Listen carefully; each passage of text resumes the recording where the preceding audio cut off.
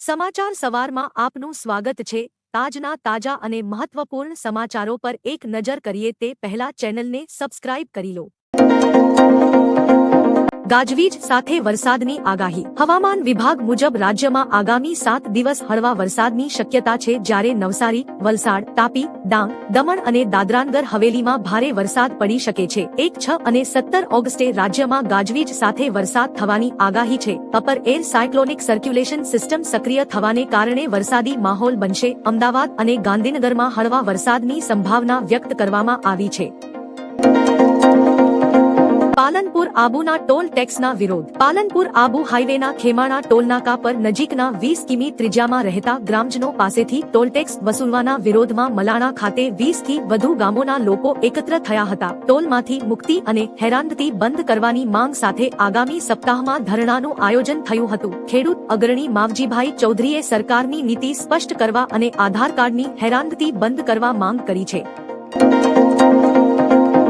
America પર 50% tariff લાદવાનો ભારતનો plan. Donald Trump દ્વારા 50% ટેરિફ લાદવામાં આવ્યા બાદ ભારત પણ વળતો જવાબ આપવાની તૈયારી કરી રહ્યું છે। હિન્દુસ્તાન ટાઈમ્સના અહેવાલ મુજબ ભારત પણ કેટલાક યુએસ ઉત્પાદનો પર 50% ટેરિફ લાદવાની યોજના બનાવી રહ્યું છે। ભારત દ્વારા રશિયા પાસેથી તેલ ખરીદવાને કારણે અમેરિકાએ ભારતીય સ્ટીલ, એલ્યુમિનિયમ અને અન્ય ઘણા ઉત્પાદનો પર 50% ટેરિફ લાદવાની જાહેરાત કરી છે। આયકર બિલ 2025 સંસદમાં રજૂ કરાયું। કેન્દ્રીય નાણાં મંત્રી નિર્મલા સીતારમણે આજે સંસદમાં નવું આયકર બિલ 2025 રજૂ કર્યું। આ બિલ અગાઉ 1961ના આયકર અધિનિયમને બદલી દેશે। ગયા અઠવાડિયે બિલ લોકસભામાં રજૂ થયું હતું, પરંતુ લોકસભાની કાર્યવાહી સ્થગિત થતા તેને પાછું ખેંચવું પડ્યું હતું। ત્યારબાદ સરકારે સિલેક્ટ કમિટીએ 21 જુલાઈના રોજ આવકવેરા બિલ પર સૂચનો રજૂ કર્યા હતા, જેને નવા બિલમાં સામેલ કરી ગઈકાલે 11 ઓગસ્ટે ફરીથી તેને લોકસભામાં રજૂ કર્યું છે।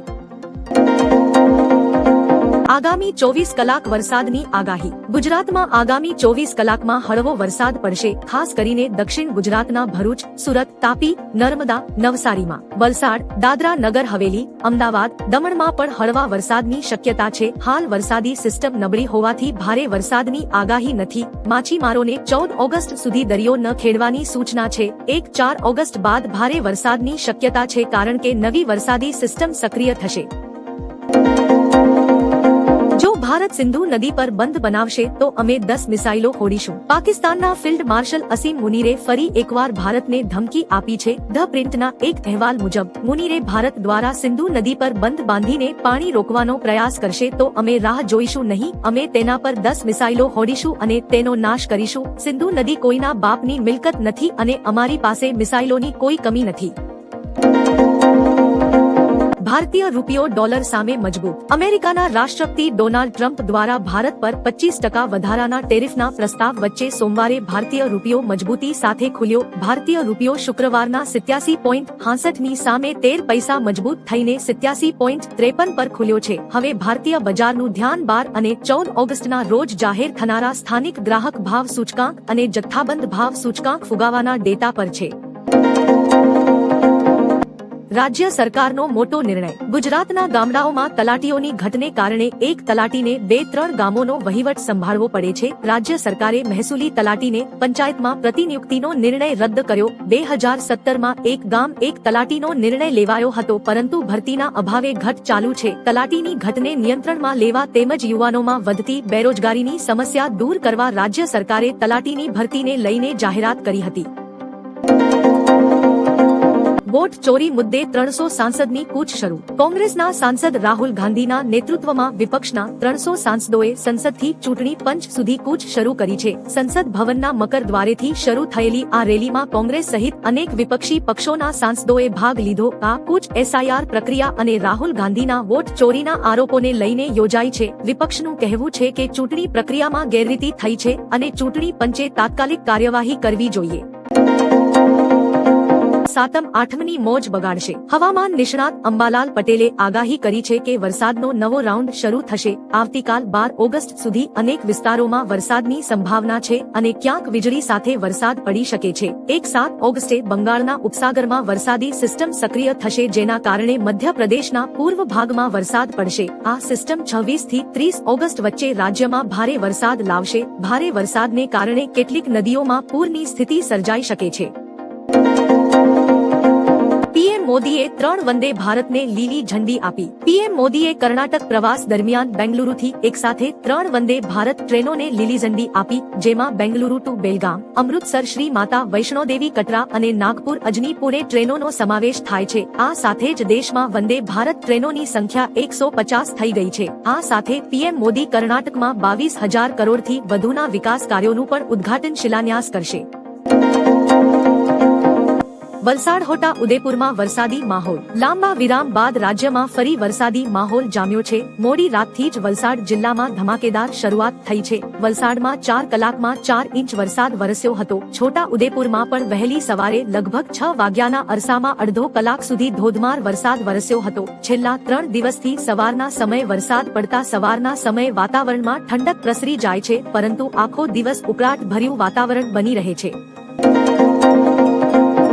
આગામી 24 કલાક ગુજરાત માટે ભારે. હવામાન વિભાગે દક્ષિણ ગુજરાત માટે આગામી 24 કલાકમાં ભારે વરસાદની આગાહી સાથે ઓરેન્જ એલર્ટ જાહેર કર્યું છે. નવસારી, વલસાડ, દમણ અને દાદરા નગર હવેલીમાં ભારેથી અતિભારે વરસાદ પડી શકે છે. ભરૂચ, સુરત, તાપી અને નર્મદા સાથે સૌરાષ્ટ્રના અમરેલી અને ભાવનગર જિલ્લામાં યેલો એલર્ટ જાહેર કર્યું છે. અપ્રેલ સાયક્લોનિક સર્ક્યુલેશન સક્રિય હોવાથી આગામી અઠવાડિયે રાજ્યના વિવિધ વિસ્તારોમાં ફરી ભારે વરસાદની શક્યતા છે.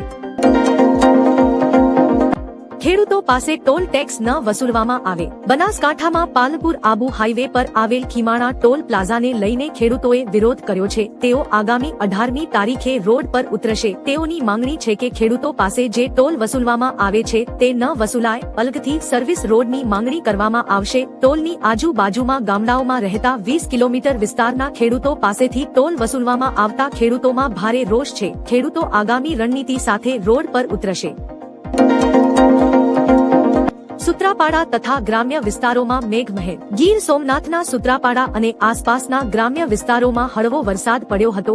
લાંબા સમયની ગરમી અને ઉકળાટ બાદ ઠંડક પ્રસરી છે. ખેડૂતોમાં પાક માટે જરૂરી વરસાદથી આનંદ છવાયો છે. સુત્રાપાડા, લોઢવા, પ્રશ્નાવડા, વાવડી, વડોદરા ઝાલામાં ઝરમર વરસાદ નોંધાયો છે. સાંજે વાદળો ઘેરાયા. વરસાદે વાતાવરણ ખુશનુમા કર્યું અને રસ્તાઓ પર પાણી ભરાયું હતું, પરંતુ લોકોને ગરમીથી રાહત મળી છે.